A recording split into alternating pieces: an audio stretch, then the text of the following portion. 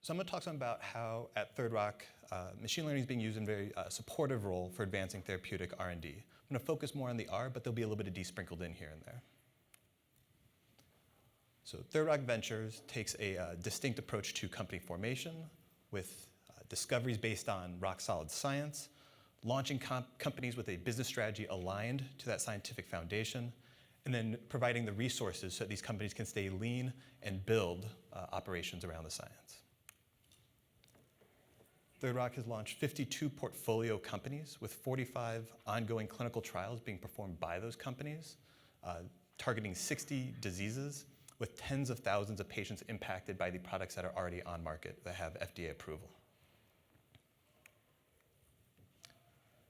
So this is a complete listing of all Third Rock portfolio companies to date, from Fund 1, started in 2007, through Fund 4, started in 2016, and most recently with Maze, launched last month. And I've highlighted here those that have a significant portion of their efforts and their data platform in either data science, machine learning, or both. And what you can see down bottom right, since this is, you got to have a piece of data to go along with the companies describing that have data platforms, is the fraction of companies that actually have a significant component of data in their platform, which is in Funds 1 and 2, it was about 20 to 30% of those companies have a significant role of data. Whereas in Funds 3 and 4, that has increased significantly to 67% of the companies now take data as a strategic consideration.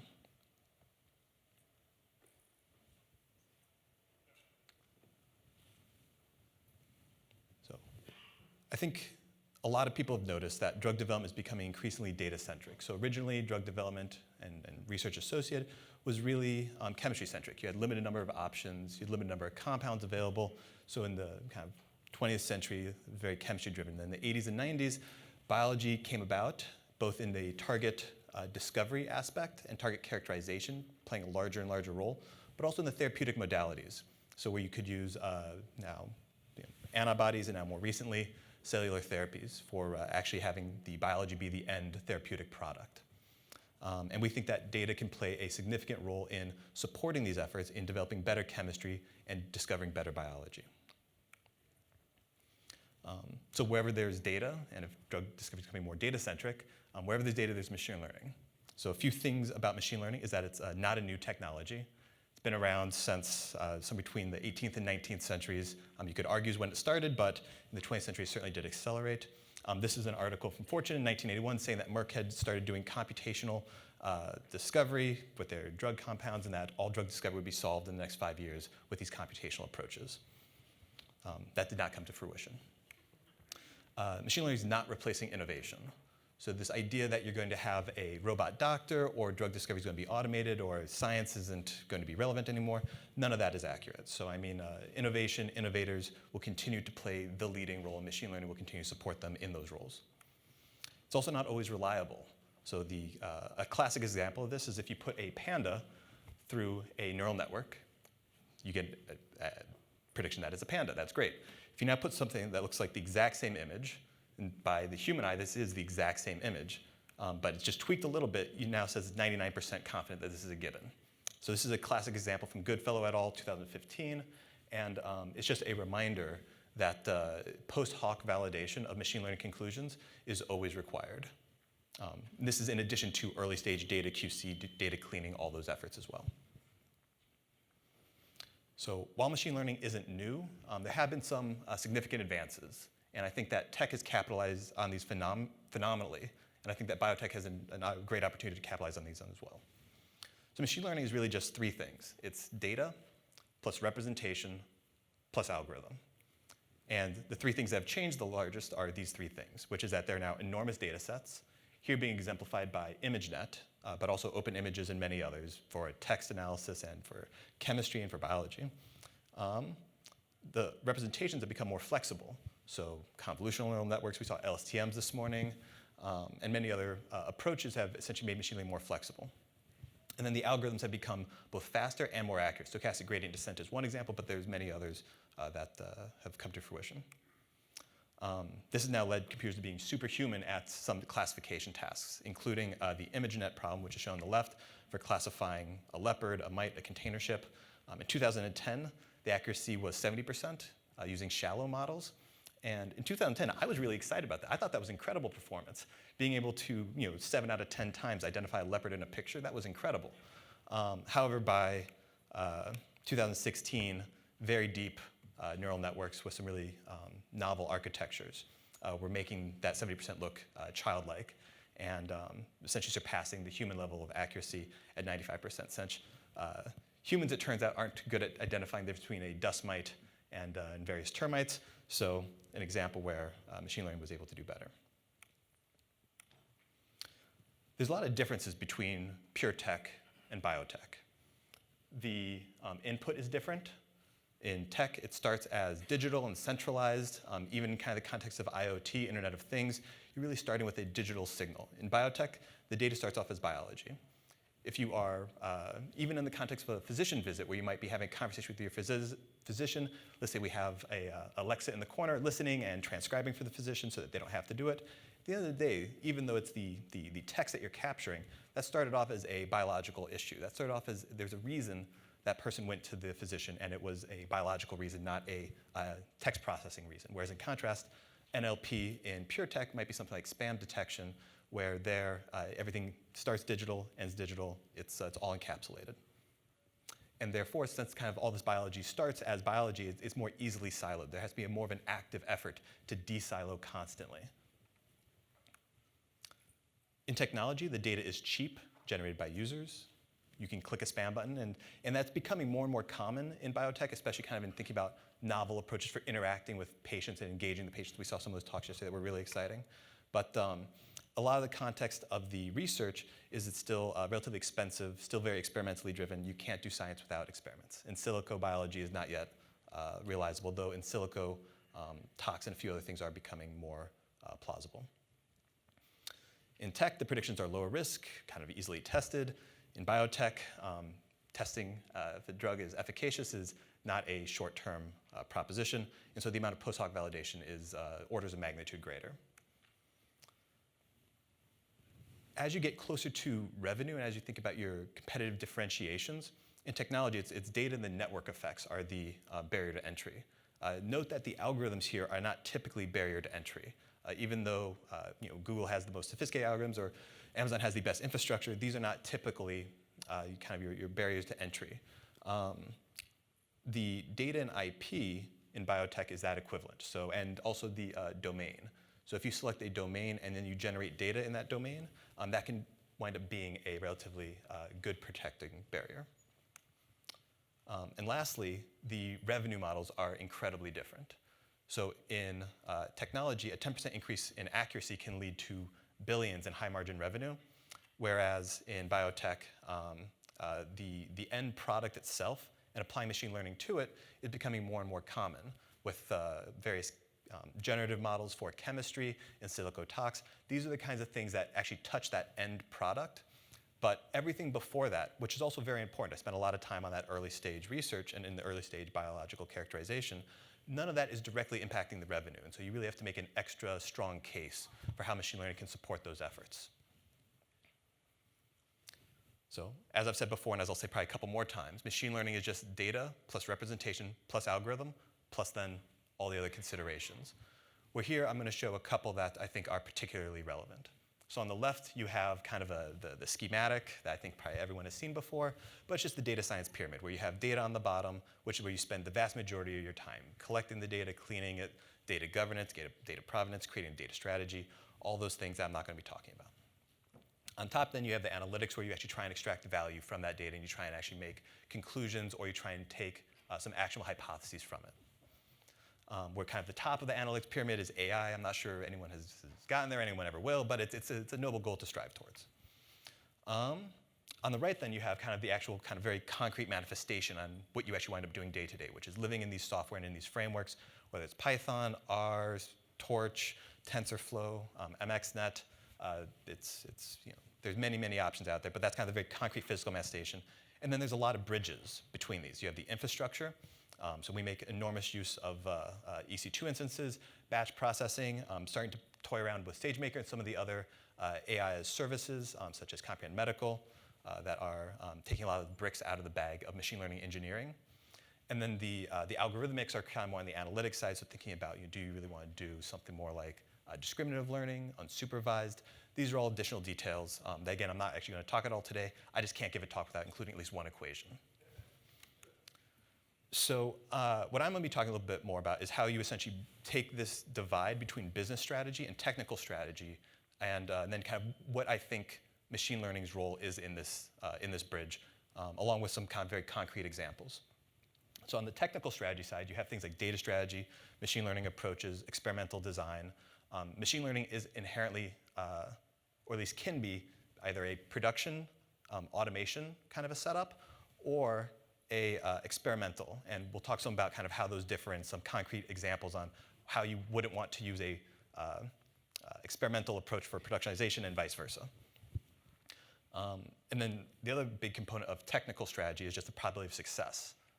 So if you want to predict whether or not you have a zebra in an image and you pass in a bunch of jaguars and a bunch of leopards, you're not going to learn much about zebra classification. While that might sound not like what happens in biology, it's remarkable how often you'll find that just setting up the problem and creating a higher probability of success adds a lot of value. And then kind of framing this in kind of more traditional business strategy, which is arena, vehicle, staging, differentiation, economic logic, since I think that all this, at the end of the day, does need to tie to the scientific and business strategy. So my favorite framework, as I just said, is from Hambrick and Fredrickson, which is looking at these 5 distinct areas. And what's notable is, I don't think you can actually see any of the text, but that's fine. None of it actually works very well anyways in the context of machine learning. So you essentially have to cross it out. The framework, though, still makes a ton of sense, and kind of the categorization and how it's laid out still makes a ton of sense. So in the context of arenas, you're really looking at your biology, chemistry, your path to the clinic, and kind of your laboratory automation. In the context of your differentiators, your data and domain, and in the context of economic logic, the faster the market, the better to market, and then also the automation. And automation here isn't just a kind of side note. It actually is a major value proposition of machine learning. When it can, machine learning can do discovery, but what it does really, really well is automation and taking bricks out of the bag for employees and essentially enabling new types of screens that weren't previously possible. I'm going to talk very briefly about vehicle staging differentiation, such as pay them some lip service, which is that in vehicles, in-source, outsource, partner, just as appropriate. No real strict rules on that. In staging, I typically encourage companies to start slowly. Make sure there's data. An executive, a non-Third Rock executive, recently approached me and said how much he regretted hiring in a large, really highly talented machine learning team because he hired them too early. They didn't have any data. It was a diagnostics company, and they had some data, but essentially the machine learning folks were churning so hard on the small amount of data they had, and the results were so mediocre, they actually wound up losing some of their really great talent because they brought people in too early, too soon. It's still important to bring people in early since they still need to be able to guide the process, help set the strategy, but kind of in moderation, start slowly. Carefully selecting a feasible arena, and then iterate, post hoc validate, and follow the results. If you don't follow your results, if you don't have actionable outcomes, why start? In the context of differentiation, I think I've already mentioned this a couple times, data and domain are the sustained advantage, not the algorithms. So the arenas at a high level can be kind of categorized as patient-centric, lab of the future, and data to knowledge. Where patient-centric is, I think, in many ways the most exciting area, where you really want to know if you had 3 individuals, 2 responders, 1 non-responder, or vice versa, what's going on with that individual and how can we better address that person's needs. This may wind up being 10 to the 5, 10 to the 7, 10 to the 12th data points per individual. These are very high dimensional data sets. They might lie on a lower dimensional manifold, but explicitly they're in a higher dimension, so you have to think a lot about how you wind up working with that. But in the context of diagnostics, clinical trials, target discovery, and therapeutic products, this is the data you wind up working with day to day. The lab of the future, then, is how do you essentially go through and have high throughput assays which are then interpretable. So if you wanted to do, for instance, a phenotypic screen based on cell morphology, that would have been relatively challenging without machine learning. You can't have a group of individuals going through 1 million images saying what the morphological units are in that image and trying to quantify and featureize those images. With more modern machine learning approaches, that's all doable. And then lastly is actually using machine learning as guidance. And so an example of this I think is exciting is in chemical matter synthesis, where you can think now about if you had a machine learning algorithm that can strategize synthesis, what does that mean then for completing the loop of going from chemical matter to phenotype to adjusting that chemical matter to creating the synthetic strategy for that chemical matter? And completing that loop then suddenly starts to seem like something that you can build a lab of the future around that. And lastly is data to knowledge. And this is a relatively generic use case, but one that I think is important essentially for all companies, irrespective of biotech, tech, finance, anything. Every company can benefit from better data management, better knowledge management. And I think an important takeaway is that data democratization is important, and making sure that the data, the analyses are available to the colleagues of yours at your company. Since if you are doing a machine learning exercise and the data isn't available for the scientists or for your clinician colleagues to assess and evaluate, it's going to be much harder to just trust a machine blindly than when they're able to go back and look at the raw data. So data democratization is perhaps the most important take-home of the data to knowledge section. The knowledge is also more like potential knowledge than actual knowledge. So within that one subgenre of patient-focused machine learning, that really covers most of that covers a very broad area. I think what's important here, and the word I have up there is support. I've said that a couple times. That word support is really critical for understanding the role of machine learning. Machine learning can lead, it can transform, it can disrupt, it can do all these great words and do exciting stuff. But at the end of the day, if machine learning supports one of these goals, and again, prioritizing these is company by company specific, you can't tackle all of them. You have to prioritize what's important to you and your end result. But if you can use machine learning to support these and go through them faster and get better products out, I think it'll make a difference. When thinking about prioritizing the opportunities, there's some obvious things that you want to do, such as aligning to your scientific corporate strategy, defining a narrow focus to start with, success criteria. Starting with success criteria is always a good place. What's the best possible outcome you could expect from the machine learning process? And then if you were to get that, how excited would you be? And if you're not super excited about it, then don't start. Kind of a simple rubric that we've been using is something like looking at the R&D impact or business impact in the context of commercial applications of machine learning. Is the problem that you're interested in solving or addressing or automating, is it machine learning ready? Do you have the data required to do machine learning? If you don't have the data, as I mentioned that executive a few minutes ago, don't get started with machine learning. Get the data first or start generating a way to obtain the data, bring in machine learning people to help guide that, and then get started on real machine learning. Does machine learning have a unique value proposition? This is an example where sometimes you, as a consultant, I've worked with other companies, you come in and people have this enormous data set and they want to do machine learning, and you ask them kind of some questions that they're interested in. And sometimes a t-statistic or t-test works better than kind of a deep learning exercise.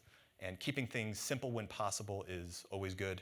And I think everyone that's ever done machine learning has been guilty at some point in time of using machine learning where they probably didn't need it. But more often than not, just use essentially the simplest tool available, whether it be deep learning, t-statistic, or something like statistical learning, elastic nets, support vector machines, et cetera. Make sure there's a path forward and feasibility. Make sure there's an action plan after the fact. And if you don't have an action you can take from this, don't bother. And then the timing and kind of thinking about the staging and all that. So the machine learning approach that's taken should match the arena.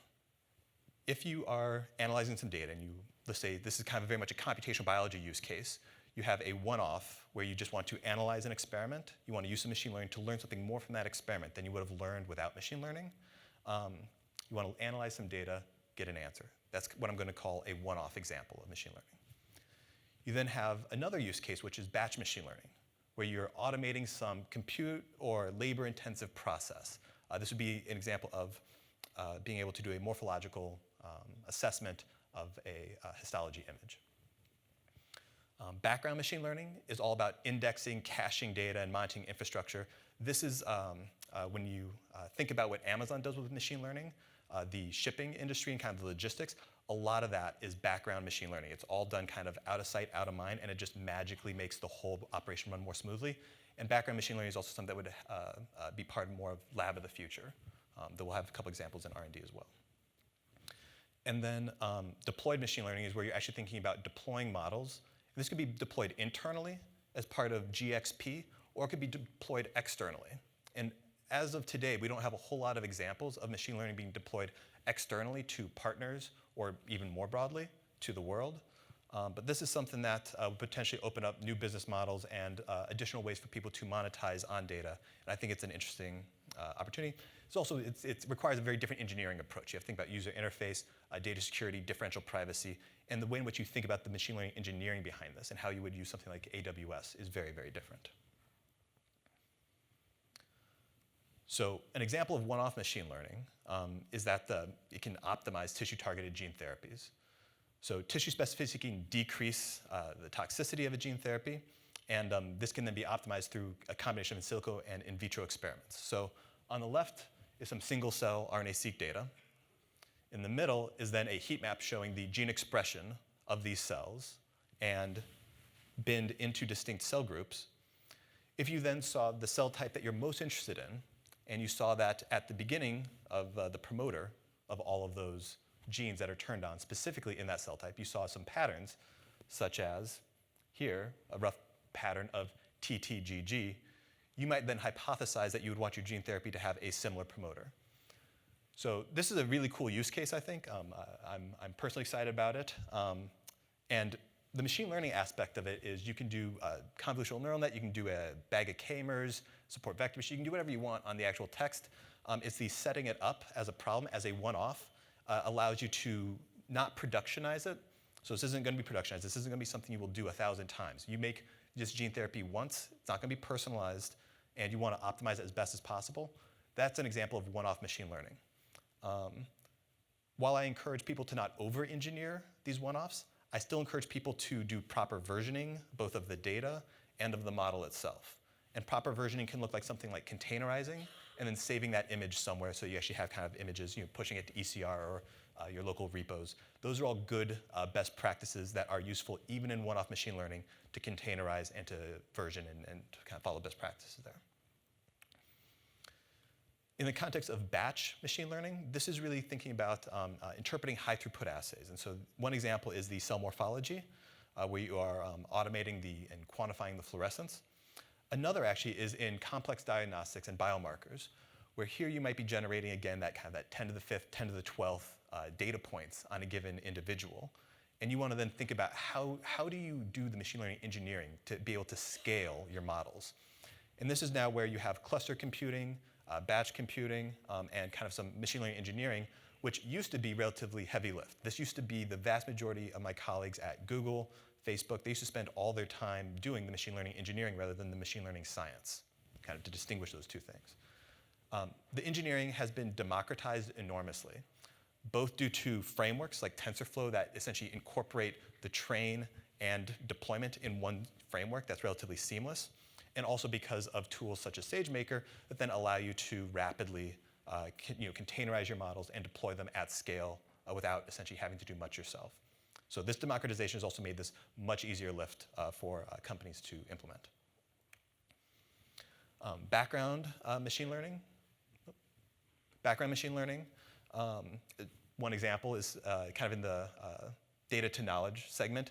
And this is a great quote by Lou Platt, CEO of Hewlett-Packard, which is, if only HP knew what HP knows, we would be 3 times more productive. And this gets to kind of the day-to-day data sharing and document sharing that I think is important, but it also kind of gets to in science and in therapeutic R&D in particular, getting to that raw data democratization, making sure that all that data is available for everyone in the organization to peruse, to hypothesize from, and to learn from. And lastly, the example of deployed machine learning, one example at least, is personalized therapies, where here, this is looking at a patient, taking a tumor sample, sequencing it, performing the bioinformatics, and then actually, from that, predicting what kind of a personalized neoantigen vaccine would be most efficacious for this individual. And there are lots of places to insert machine learning into this pipeline. You could think about it both from a laboratory perspective in terms of QC, regulatory, lots of other approaches, but also then from the super exciting approach of actually designing a therapy from scratch for each person based on their neoantigen profile. And so when you think about now what a deployed machine learning model looks like and the kinds of validation you need to do on it, the fact that it needs to be validatable in the first place, you suddenly need to think a lot about the IT infrastructure around it and what counts as regulatory friendly. So when I started working in biotech and kind of over the last few years, the vast majority of examples I saw were one-offs where people had a data set, they wanted to build something from it, come in, build that thing. With maybe a little bit of batch and a little bit of background machine learning. That was 2015. What I am hypothesizing is that in the next 5 years, we'll see still a ton of one-off machine learning. We'll see a lot of batch machine learning, a lot of machine learning that will essentially enable vast automation of various tasks that will free up scientists to do science rather than stare at images and quantify things. We'll see more background machine learning, just again, taking better advantage of the data that's there, more interactive than more deployed. On the one-off, the primary tools that are being used there are notebooks, EC2 instances, SageMaker notebooks, and similar. In batch computing, you can think about some combination of Lambda triggers, batch, SageMaker, and other tools. And the real challenge with batch is making things at scale. Doing inference at scale, where again, we're talking about potentially millions of samples, millions of data points. Being able to do that at scale used to be a very challenging problem. A lot of those bricks are out of the bag. Context of background machine learning, I think Elasticsearch is a great tool for being able to essentially make your data, it doesn't need to be indexed formally, you can just drop it somewhere, magically gets indexed. Interactive machine learning is going to require a lot of UI, UX, and a lot of kind of custom engineering. And there's plenty of frameworks for that are more in the software domain than on the infrastructure side. And then on the deployed, there's not really there's no standard for how to do deployed machine learning. And that, again, is really dependent on use case. How do you want to think about making sure that your entire data pipeline is validatable, and how you want to think about differential privacy? If you're going to be sharing a model with a colleague, how can you ensure that they won't learn something about the training data? If the training data had PHI in it, how do you make that model available such that none of that PHI would ever be disclosed? And this is really relevant in the context of genetic studies where people have shown that you can actually identify individuals by aggregate statistics. Yaniv Ehrlich published that a few years ago. Scary. So when thinking about resourcing these, there's some natural ways to think about it. Is it a machine learning experiment, or is it production? Is it a UI UX requirement? The software engineering that goes into this is always underestimated. Even for the one-offs, the amount of software engineering that goes in is always underestimated, and having a good, solid foundation in software engineering for your company and for yourself is always invaluable. What type of deliverables you might expect? Regulatory and quality considerations, both from making sure that the machine learning is appropriate, but then also machine learning supporting regulatory and quality. The domain specificity is always important, and domain expertise is never going out of style. So machine learning will never replace domain expertise. The domain experts are the ones that validate the machine learning, not the other way around. And then finally, think about the investment amount that you want to put into. So for a deployed model, that might be a team of 5 people for a year or 2 working on it, whereas a one-off is a computational biologist with some good resources and some good infrastructure. So with that, I'll wrap up on kind of some interesting new partnership models and business models that we think that this will enable, which is thinking about the data being stored in the cloud, the models and having access control, thinking about how strategic partners and third parties access that data, interact with it, and then really comparing this to how business has been done historically with vertically integrated companies, and how this will be done in the future via microservices, some equivalent of biotech microservices. And this has already started to become a standard approach. Obviously, the use of CROs has been around for a long time, but in thinking about the actual R&D components, kind of what you want to do you want to optimize on your chemistry? Do you want to optimize on the biology? And you can now start to see some companies that are focusing only on one, not the other, and then offering their services as assets and products. So with that, thank you very much for your attention.